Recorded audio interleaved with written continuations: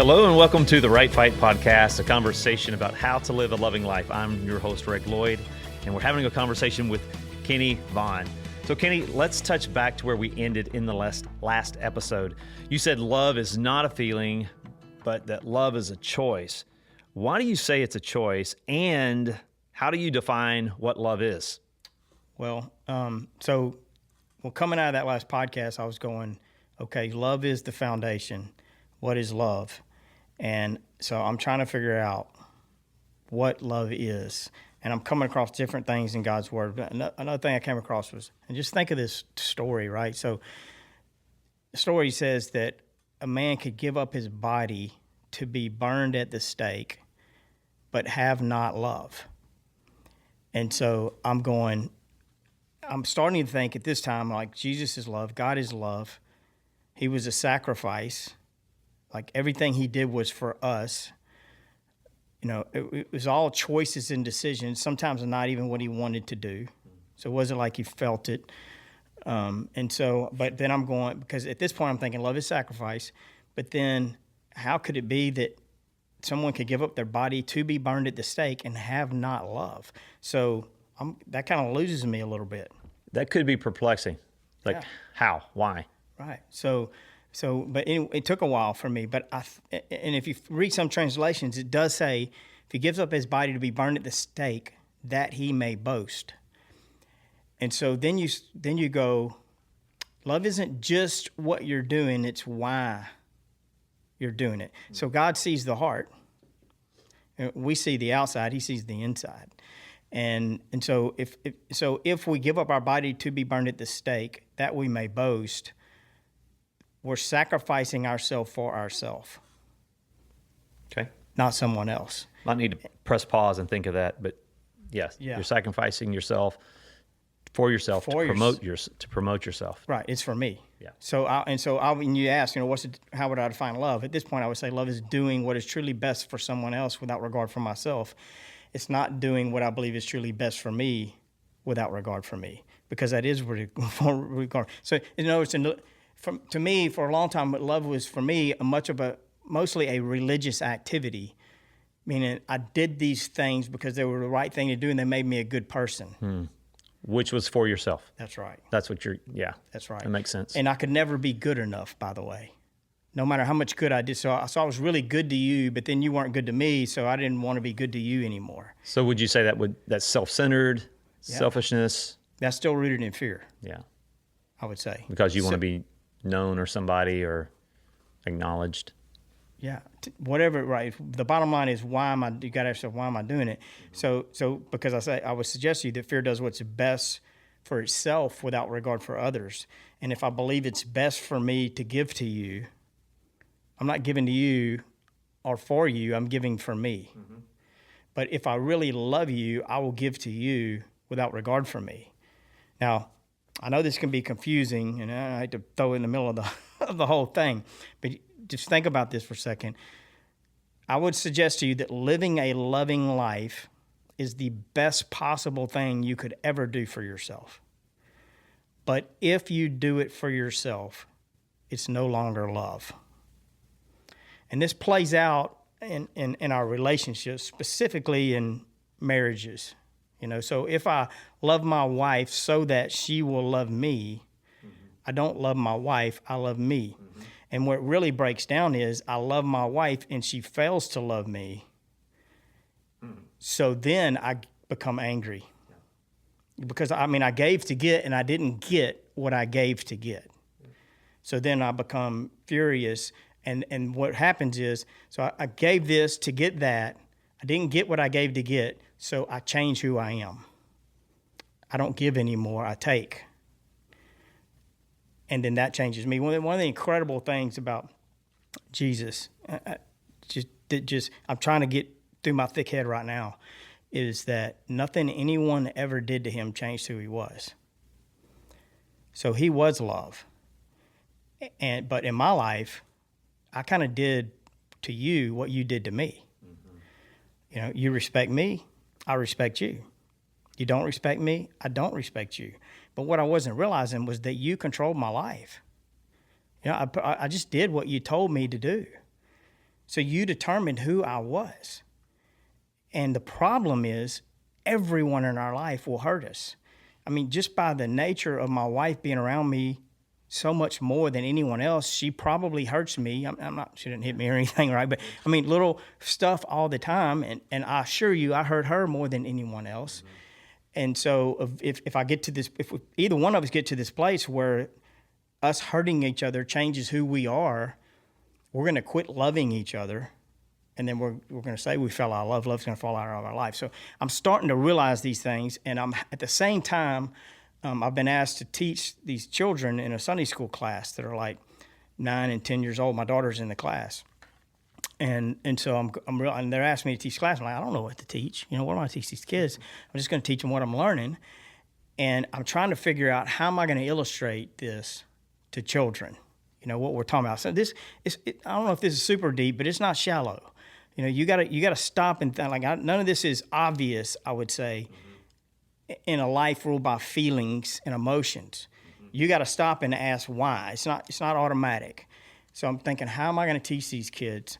And you're going to teach them about what love is. Yeah. You're going to define love for these children. I want these children to understand what love is, because I'm thinking, you know, the wonderful thing about having a great coach from a really early age as an athlete or anything else is you get solid foundation built out of the gate instead of perfecting a bunch of bad ideas. Right. You know, right. That then you got to undo later. It's like you got to deconstruct to reconstruct. If you can get some good solid stuff early on, you know, you can build on a solid foundation. So I'm like, you know, this is the one thing I'm learning. This is what and at this time I'm like totally consumed with this all day long, every day. And now 20 years later, I still am.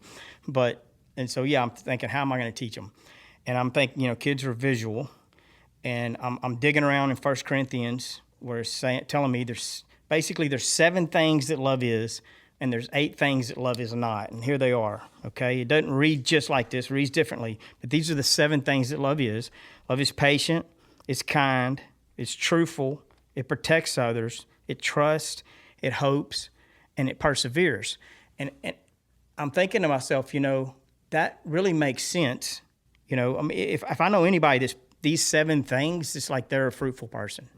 You know, I mean, they may not be right now. They may be broke. They may have nothing. They may be living on the street. It doesn't matter where they are. But if they're these 7 things, they're okay. You know, and fruitfulness is their destiny. But then there's these 8 things that love is not. And it says love is not angry. It is not rude. It is not envious. It's not prideful. It's not unforgiving. It's not boastful. It's not selfish, and it doesn't delight in evil. And man, I'm pretty good at being angry, and I'm pretty good at being rude. I'm really good at being prideful. Like, I hang my hat on pride at this time in my life, and I'm like, you know, but if I ask myself the honest question, if I know anyone that's angry, rude, envious, prideful, unforgiving, boastful, selfish, and they delight in evil, they're miserable. I don't care what they have. They have all the money in the world, all the houses. They can have any and everything they want. And then I'm realizing these aren't feelings. They're decisions. And they're choices. Like, I choose. Now, you can make me feel angry, but you can't make me choose to be angry or act on my anger. You can make me feel envious, but I can choose not to act on my envy. And so I'm realizing these are choices, not feelings. And an effort to try to communicate this to the kids. I got a chalkboard, and I wrote these words on there, and then for some reason it came to me, you know, what if this was the roots on a tree? And if I knew anyone that was these 7 things that love is, they would be a fruitful tree. And if I knew anyone was these 8 things that love is not, it'd be a fruitless tree. I didn't really know where I was going from there, but I just went to the kids on that Sunday morning, and we start off with it. And with the drawing, man, they were just like 100% listening. Like, the rest of the time, it was like romper room in there, you know what I mean? But they were all tuned in, and they were listening, and I was asking them questions. And so I just thought, you know what? Here's the tree. Here's the fruitful tree. Here's these 7 things that love is. This is why it's fruitful. But what happens is someone's going to come along and hurt us, or they're going to come along and take some of this fruit. So on the chalkboard, I erased about a third of the fruit. And I said, someone comes and takes this from us. What are we going to do? And all the kids, you know, raised their hand and just shouting out, let's go get it. We want to get it back. And I'm like, good deal, because so do I. Right? I mean, doesn't that make perfect sense? Yeah. Why wouldn't you go get it back? And so then what I would do is I would say, okay, we're going to get it back. And I'd say, when we go to get back what they took from us, are we going to be patient? And then, man, immediately the kids' eyes lit, like they knew where I was going right off the bat. I'm still trying to figure out where I'm going, you know? And I'm like, no, we're not going to be patient. We're angry. When we go to get back from taking what they took from us, are we going to be kind? No, we're not going to be kind. We're going to be rude. And I walk my way through this. When we're done, we have become the 8 things that love is not. Now we're a fruitless tree in an effort to get back what someone took from us. And then I got this 9-year-old kid in the second row. I wish I could remember his name. Raises his hand. He always had a question for everything, you know. And he says, Mr. Kenny, if we get it back, what are we going to do with it? Can we put it back on the tree? And I'm just like, man, what did you just say? Right? Because I'm like, he's right. Like, this has never occurred to me, ever. We get it back, and then he goes, and wouldn't it be rotten? And so then I'm like, so what you're saying is we cut off someone hurt us, and instead of continuing to love, in which case love would have restored everything that was taken from us, we became these 8 things that love is not.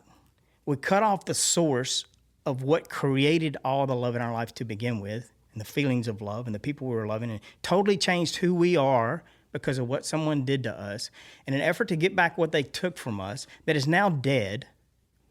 Does us no good to get back. Listen, you can get back what the physical thing someone took from you. They steal your bike, you can get your bike back. But you can't get the offense back, right? And so we cut off the source of what created it to get back what is dead and rotten and probably wasn't even for us to begin with. And now we're left with this fruitless life, this fruitless tree. And, you know, the crazy thing is, like, you know, failing to love, it's not just a bad idea. It leads to massive suffering. You know, I mean, you just think of it. Who do you know that's angry, rude, envious, boastful, prideful, all these things? Man, they're miserable. And so I'm showing the kids, hey, this is what love is. This is what love is not. And these are decisions. They're not feelings.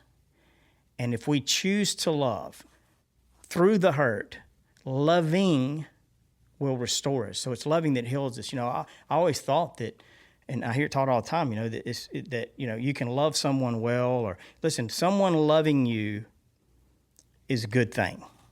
And it helps you, and it makes it a whole lot easier for you to love. But the whole world can love you. If you don't love, you're going to dry up and die. I mean, you're going to suffer. You're going to live a fruitless life, or the whole world can despise you. I mean, you could be totally fruitless. So, I mean, the world can be slaughtering you. I mean, everything you have. I mean, you may not even have a trunk, but if you can keep the roots of love connected in your life, all you need is a break. Eventually. Yeah. If you remain patient, kind, truthful, protecting others, you're trusting, you're hoping, you're persevering in love, you're connected to God. Yeah, He and is what you're love. saying, and those are choices that you can actually make. That's right. To follow through on. That's right. So people say, hurt people. And that's true sometimes. But they don't hurt people because they were hurt. They hurt people that hurt people because after they were hurt, somewhere along the way they lost their way, or they never learned how to love. And they're failing to love. Because I'm telling you, the most loving people you will ever meet in your life are people who the world has just slaughtered. I mean, they've been through it, man. I mean, from birth on up. But somehow they found a way to love their way through it. Yeah. And they're the most compassionate, understanding, you know, strong. Yeah. I mean, you know, it's like, man, my life, it was easy. Living a loving life for me was like walking across flat ground. You know, because I was loved by the people around me. So I had love in my life, and I was loving, but love in my life wasn't strong. Just meaning that you come along and hurt me, I become not loving anymore. But these people that have to climb a cliff to live a loving life, and they pull it off, and with God's help, they can. Like, there's no question they can. Then the love in their life is so strong. Like, the things that blow me over doesn't even faze them. They're not even moved. And so, yeah, love is it's a decision to put God and others first for the right reason, not to get something, with like expecting nothing in return. Yeah. This tree analogy has turned a lot of lights on for many people. I know I've done a few interviews with you on stage in front of an audience, and it's always the time that people go, oh, that's when the lights come on. Is there any place that people can go to actually see this image? Yeah, well, I mean, I got a series of images in the book, The Right Fight, How to Live a Loving Life, and with the explanation, kind of moving along with it. I have an animation. You can see it on my social media. I share that sometimes at John Kennedy Vaughn on Instagram or TikTok, or at Shields of Strength on either one. Or the animation that I have that I've used, eventually I went from a chalkboard basically to having somebody actually just create an animation of a live tree. That's quite a leap. Yeah, growing and dying. And so we're working on making that a downloadable version now that'll be at shieldsofstrength.com whenever it's available. But for quick reference, you could go right to the social media and see examples of it laid out. But there is something special about seeing it, like the seeing, and that is where so many lights started coming on for me. And the beautiful thing about love and all of this is that it's the truth. One of the things love is the truth, and one truth leads to the next truth. So if you can get a hold of the basics, then and that light comes on, it'll lead you to the next light switch, and you can kind of find your way. Yeah, and what great insight that 9-year-old have. Yeah. What are you going to do if you go back and get the fruit, and isn't it going to be rotten? Right. I'd love seeing your face when he said that. Yeah, it's like, wow. They were teaching me, man. Yeah. They really were. Yeah, we just switched places. Right. Well, this concludes another episode, and as we sign off, I want to close out with just one quote, and that's in chapter 3.